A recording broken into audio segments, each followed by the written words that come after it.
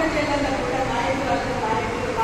నాయకులుగా బయటికి తీసుకురండి. వాళ్ళు ఉన్న కళను గుర్తించండి, వాళ్ళకు ఉన్న నైపుణ్యాన్ని గుర్తించి ఈరోజు ఆనాడు కాంశీరామ్ మాయవతిని గుర్తించింది. ఇంకా మహాత్మా జ్యోతిబాపులే తన భార్యకు చదివేసి అక్షరాలు చూపించింది. అట్లే రమాబాయి అంబేద్కర్ అన్నకు అర్థం చేసుకొని హిందూ కోడ్ మీకు డాక్టర్ బాబాసాహెబ్ అంబేద్కర్ గారు పొందుపరిచి మాకు కూడా మీతో పాటు సమానంగా హక్కులు కల్పించింది.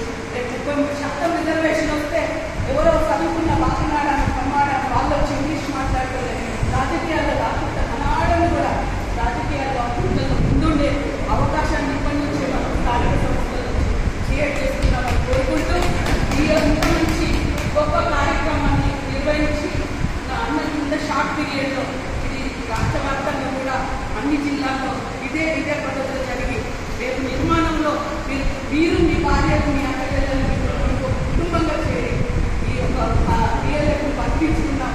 వారి తరాల భవిష్యత్తు కోసం నిలబెట్టుకున్నామని ఇంత మంచి పవిత్రమైన ఇంత మంచి స్వచ్ఛమైన పోరాటం ఇప్పుడు నేను ఎందుకు వచ్చినంటే ప్రతి ఒక్కరి జెండర్కి వచ్చిన ప్రతి ఒక్కరికి చేపట్టిన పాట పాడిన అందరికి చేసిన అలసిపోయింది. నేను కూడా ఇక చెల్లాలి అలసిపోయింది. మళ్ళీ రెక్కలు కూడా పెట్టుకోవచ్చుకోవచ్చు.